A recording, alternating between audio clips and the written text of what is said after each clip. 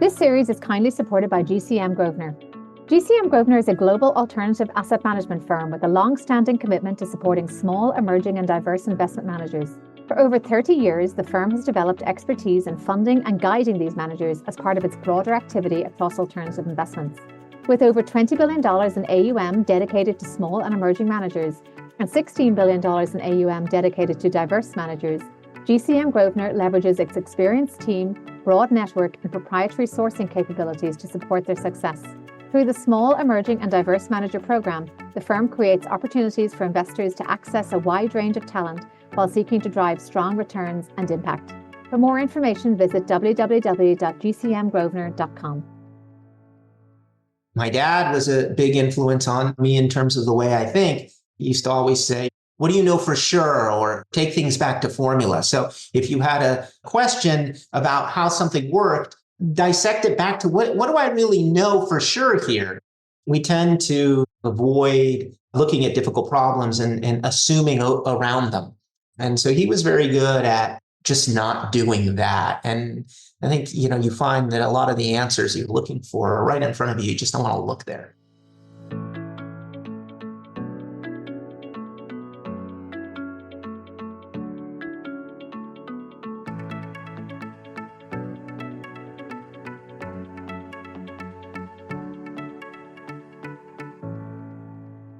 I'm Aoife Devitt, and welcome to the 50 Faces podcast, a podcast committed to revealing the richness and diversity of the world of investment by focusing on its people and their stories. I'm joined today by Ilya Zaides, CIO and Founder of 14B. He started his career as a lawyer, eventually transitioning to an allocator role within two leading hedge fund allocators. He then made a switch into fund management, founding the fund 15 years ago. Welcome, Ilya. Thanks for joining me today. Thank you. Thank you very much for having me. Let's start with your background and career journey. Can you start with where you grew up, some of your early interests, and how you came to enter the world of law initially? Okay. Well, a lot of that was frankly by accident. So I was born in the former Soviet Union, and my family immigrated to the United States in 1975. We moved to Orange County in California, which was where I grew up. And at that time, that was kind of a backwater. It was halfway between LA and San Diego, mostly known for its orange groves. My parents were trained as scientists under the old Soviet system, and my mom is a chemist, my dad was a physicist, but neither of them had any true passion for those fields. And it took them a long time to sort of figure out what they were doing work-wise.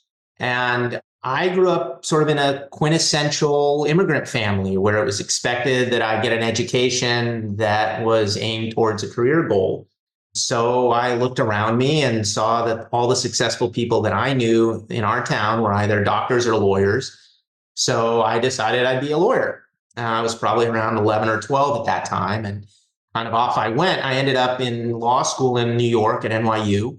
And the first week of law school, I realized I'd made a really big mistake. But with sort of my immigrant mentality, I just sort of kept at it for the next 10 years. So that's kind of how I ended up as a lawyer. And, I practiced for quite a long time. And it really, in a lot of ways, the finance was something I sort of discovered, I would say, sometime in college. I distinctly remember reading the Economist article on George Soros and how he broke the Bank of England. And I remember where I was reading that article, and it just sort of set off a light in my head. I didn't know what to do about it, but it made me feel like there was something out there that I needed to learn more about. And so I spent a lot of time just reading anything I could get my hands on in terms of the finance world. Just love to ask a little bit more. I think we mentioned when we chatted before the podcast that I did spend time in Russia later than when your family left, obviously, but what was instilled in you in terms of values, besides that kind of hunger, the hard work that comes from the immigrant experience? Any kind of family narrative from the former Soviet Union that braced your family that you internalized? Well, so a couple of thoughts there. When I left the Soviet Union, I was 2 years old. So I didn't get to experience it all firsthand in the same way that my parents and grandparents lived through it. But it obviously was very impactful in the way that I was raised and the way that they thought, and the things that went on inside the house. So I'd say that the first thing was a real core belief in that, there was a lot of just, I don't know how else to put it, fear in the former Soviet Union. And the one way that I think that people equalized for that fear or rationalized their lives for that fear was really to work hard at some kind of task, to be good at something.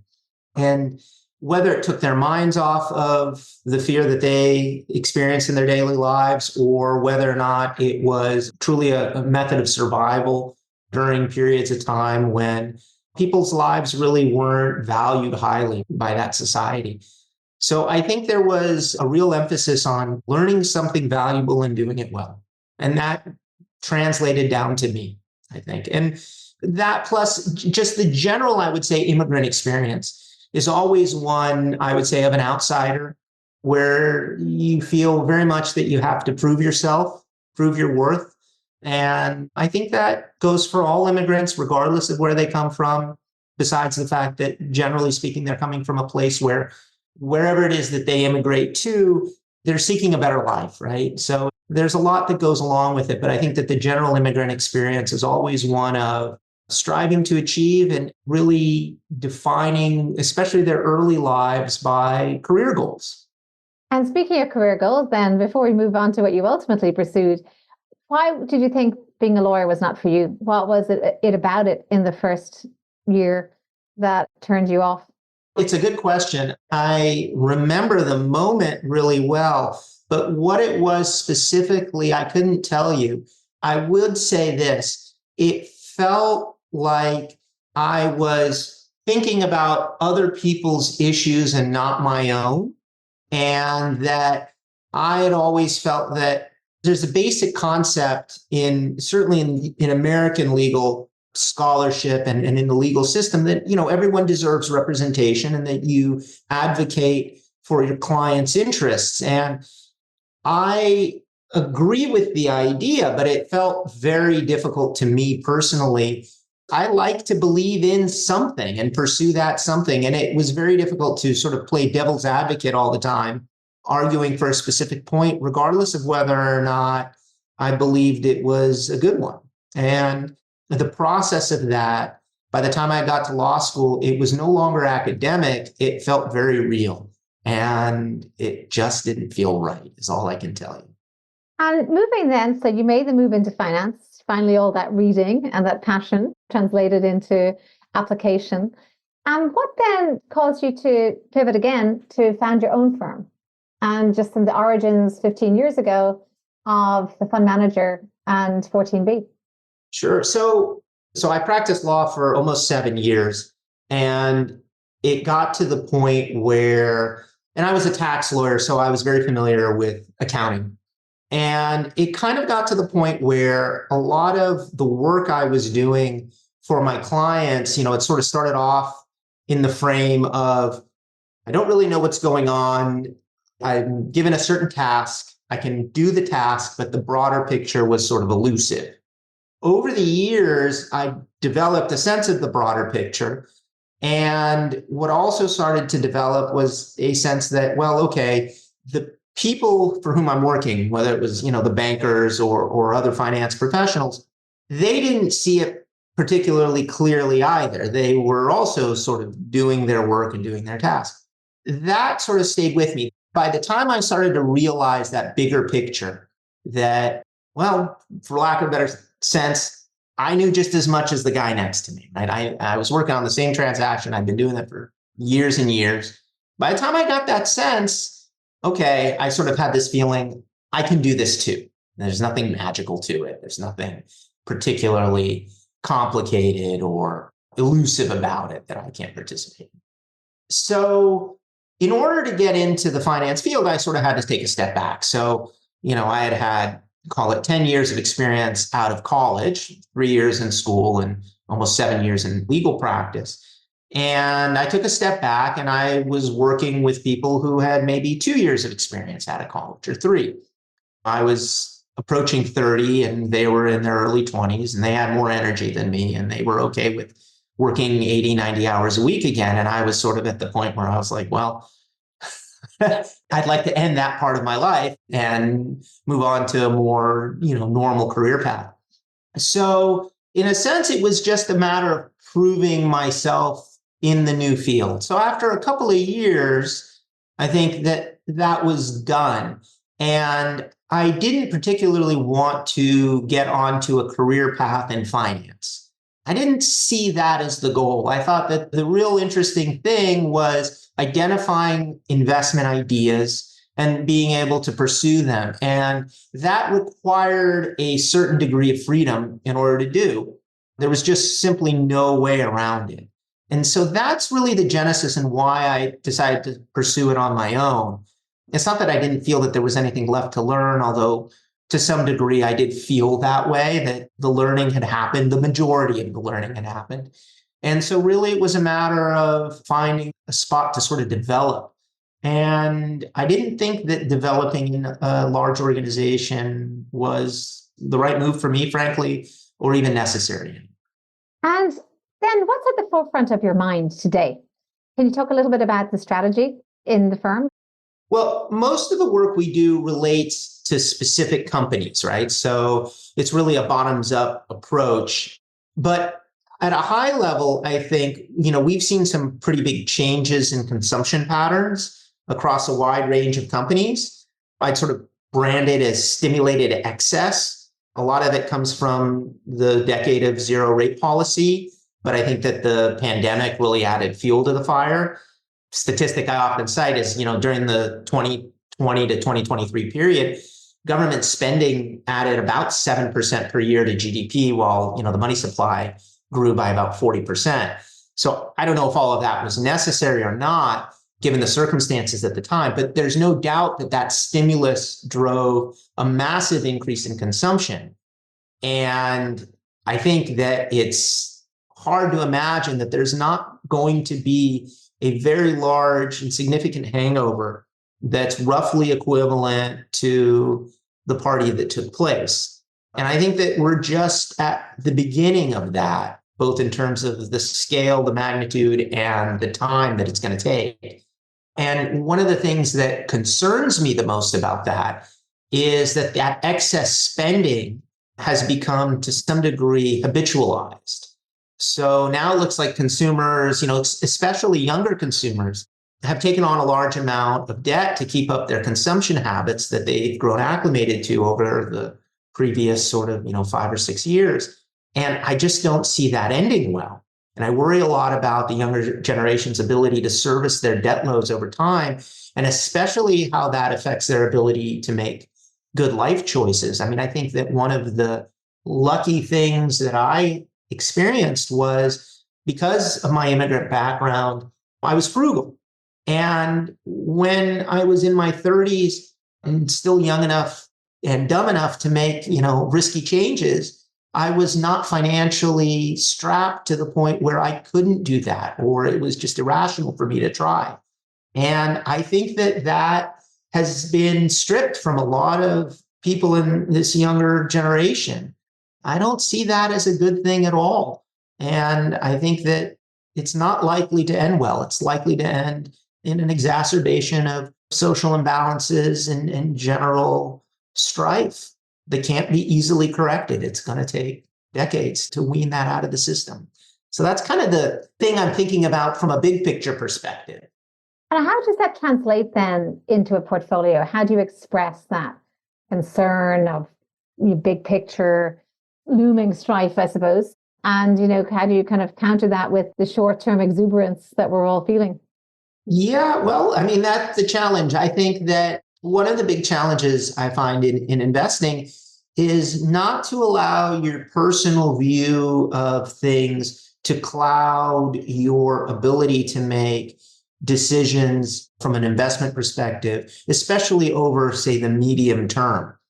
Since I was a child in the early 80s, right, when we had the Reagan-Thatcher revolution, people have been calling for, an end to the debt cycle, right? Maybe because that's really when big debt cycle got going. And if you waited on your hands for the last, I don't know, what's it been now, 40 years, I think, you've suffered by sitting still and doing nothing. So it's a challenge not to take all the big picture considerations into account when making investment decisions. But that said, I do think there are pockets of opportunity that have been created from what we've seen in the last few years. I think one of my favorite examples of the speculative excess is in SPACs, which are special purpose acquisition companies. They've been sort of a backwater in finance for quite a long time now. Nobody's really talked about them until fairly recently. Over, say, the 5 years before 2020, you had about $5 billion a year on average in SPAC issuance. And then in 2021, 2022, over that 2-year period, you had $250 billion done. So call it 50 times the average over that previous 5 years. In sum, right, that 250 billion was more than all of the SPAC issuance that was ever done in all history of SPACs.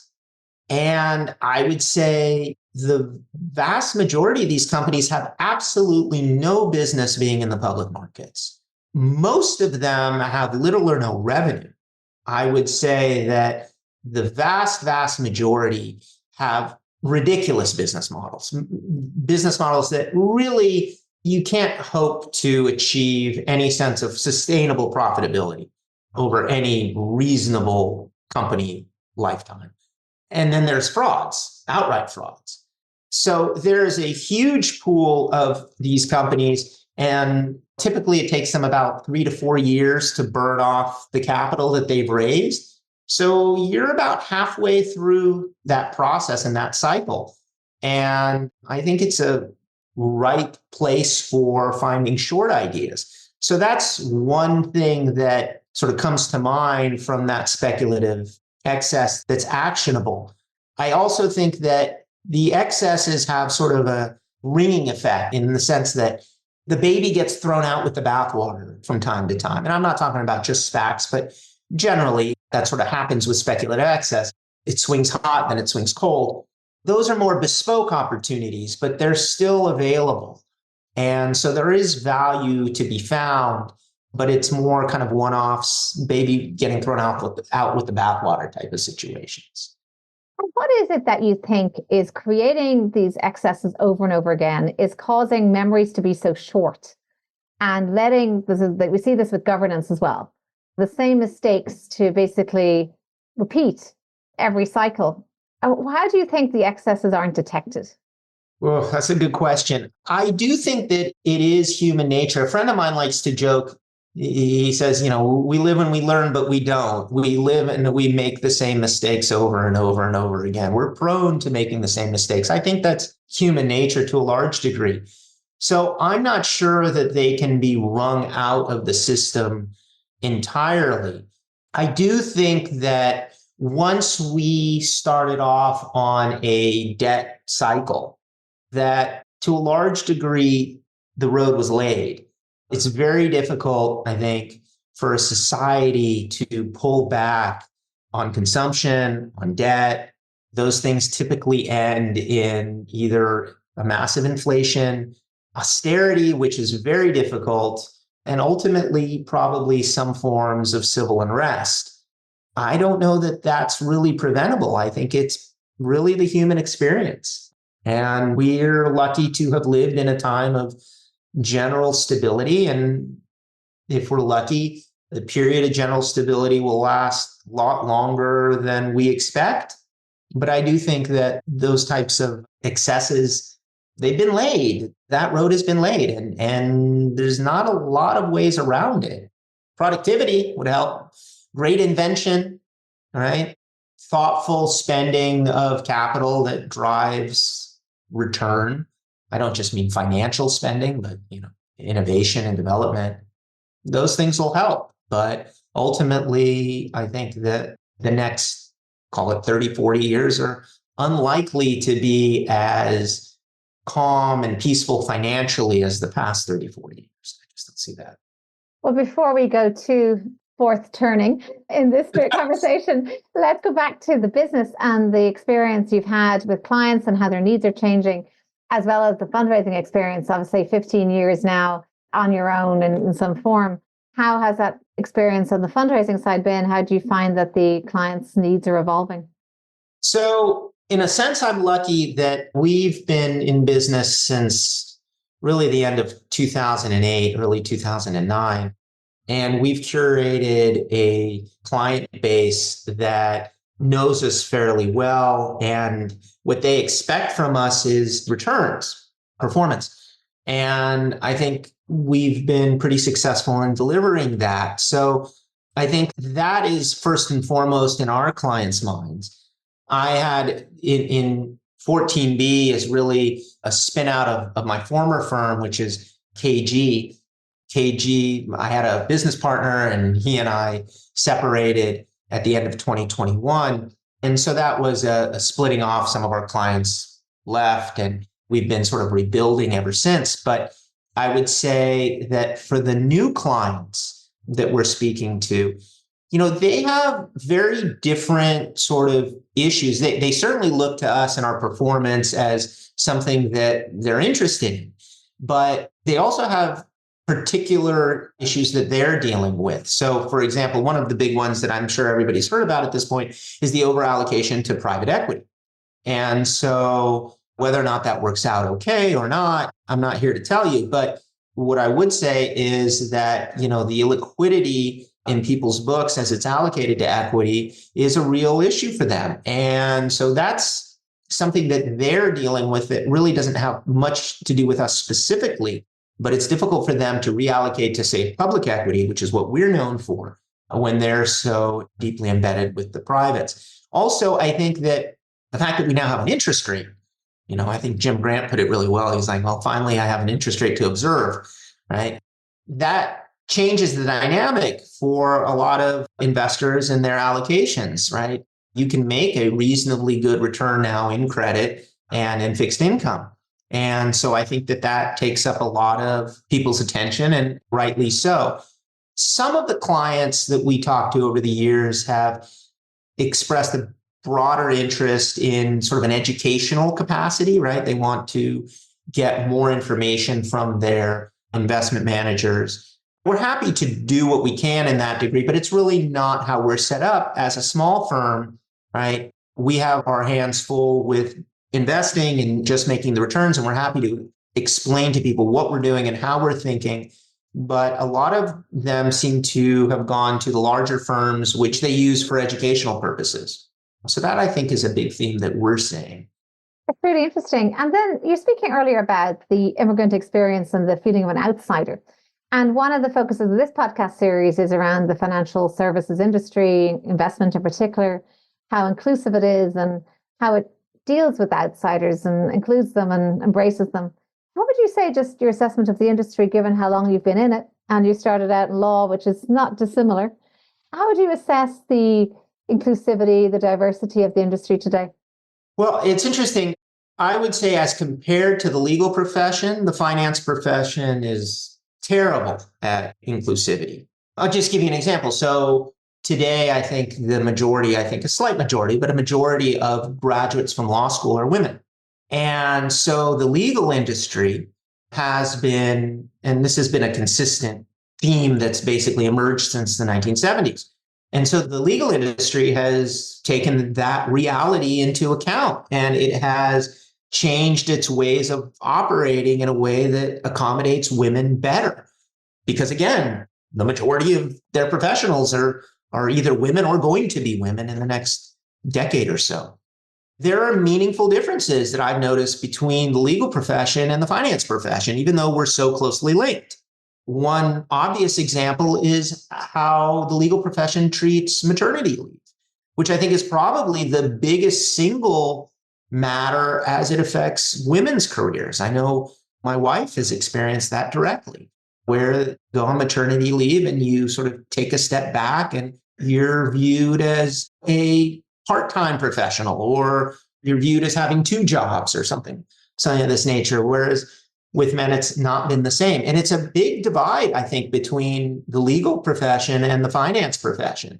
And honestly, it's ridiculous because all that the financial profession has done is limit its pool of talent. Whereas in the legal world, which is by no means a less demanding field than finance, it's simply, I think, done a better job. So I actually think they're quite different if you peel back the onion. And I don't have easy fixes, but I would say that the notion of maternity leave, both for men and for women, paternity leave, we really don't have a concept of paternity leave in the United States. We do have minor maternity leave, but I think it really needs to get better embedded in society if you want to take advantage of the broader workforce. So no, it's a good point and a good, I suppose, point of differentiation between some European work practices and the US. I suppose not every European country is as Scandinavian in its approach, but there's certainly quite a bit of difference and I suppose a different level. And I think it probably takes a generation to change attitudes, but maybe the hybrid working COVID has done something, as well as some high profile tech executives taking and government officials taking paternity leave. So I suppose it's about role modeling, which is, again, getting back to the purpose of this podcast, is role modeling, inspiring people with different approaches and backgrounds. So in that vein, I'd love to move to some reflections now. And we've spoken a bit about your background and upbringing. Looking back at your career so far, would you say there were any highs and lows in there that you can tell us about? Sure. Well, I mean, I think one of the biggest challenges I faced certainly recently is the sort of separation from my former firm and partner and rebuilding the new firm. It's been both very challenging and also gratifying. I think that the best part about it, frankly, is being able to reconstruct an investment firm that I think works for the future. It does incorporate a lot more hybrid work that serves, frankly, everybody. And look, what do we do for a living as finance professionals? We meet people. We can do that effectively either on Zoom or we can travel. Nothing prevents us from meeting face to face. But the vast majority of the meetings that we do these days are really over Zoom. And honestly, that's not that much different than what we used to do by phone. But the ability to work from home, I think, is a major change because, I mean, let's be frank. What do? We read and we push buttons for a living. We can do that in almost any location. And I think one of the big arguments that I used to hear was something along the lines of, well, if you're not watching them, then how do you know they're working? And my answer to that was, if you're afraid that they're not working when you're not watching them, you really did hire the wrong person. That's if your job is to watch people work, I mean, that's a pretty bad job, frankly. So that's been both a challenge and frankly, a really great opportunity. And it's been quite rewarding because I think we've been pretty successful. We run at this point, a completely virtual work environment. And one of our partners, she had a baby within the last 12 months. And she was able to work at her pace through that period. And I think, frankly, we got much more out of her, allowing her to work at her pace than requiring her to commute in, show FaceTime, and work in some kind of framework that served everyone and no one at the same time. It sounds very communist to me. That's the beauty of a small firm, I suppose. I mean, the beauty and the challenge of a small firm in that wide-scale maternity and paternity leave could not be maybe sustainable in a small firm, but equally the flexibility, the tailoring of approaches to individual personalities, and ultimately, as you said, hiring the right people and getting it right from the beginning is something that you can ensure in a small firm. So. Yeah, and I also think it requires a certain level of seniority for it to work, because for younger people, they need sort of a forum in which they, to some degree, need people to look over their shoulder to give them course corrections. Otherwise, they spend a lot of time flailing, I would say, working on things that they're not sure if it's productive or not, because they're really just sort of learning the ropes. So it's much more effective, I think, with a more senior team. But your point is well taken. It's also probably much, much more difficult in a larger environment. And then, in a similar vein, thinking about setbacks and challenges that you experienced and lessons learned, I suppose, maybe more in the kind of the wisdom of the years now, what have you taken from some of those setbacks? And the reason we include this section is because I think that we're not all going to have the same setbacks. So it's important to learn from others so we don't have to step in the same puddle twice. Well, I think that the major life lesson I learned that applies to business and life equally, but certainly in business, is what really matters is the people you surround yourself with and who you're working with. Your people are most certainly your greatest asset and potentially your greatest liability. So that choice as to who you work with is crucial, absolutely crucial. I have plenty of specific investment lessons, but when it comes to business in general, that lesson is, gosh, it's like, the 80% rule. If you pick the right people to work with, you're going to do fine. Now, what constitutes the right people? That's a hard question, and different people for different roles, obviously. But at the end of the day, a level of trustworthiness, work ethic, that's probably 80% of the way there. If you find a trustworthy, hardworking person, the rest kind of does take care of itself over time, I think. That would be my biggest, frankly, life lesson in business. Well, that's actually gets to my next question, which is around any particular person that was a mentor or influence on you. And that could be in your personal or your professional. I try to learn something from everybody I work with. I really think that that is important. I do think that, everybody has something to teach you, good or bad. I will tell you one person who always stands out to me was my grandmother, frankly. Her amazing ability to sort of not focus her attention on trying to figure out what it was that was driving another person. In other words, not to try to figure out what their intentions were, what their motives were, why they were doing what it was that they were doing, but rather shift your attention to surrounding yourself and working with people who you trusted, who you felt that were additive to you, and simply not to spend too much time dissecting problems. That was my grandmother. She taught me that.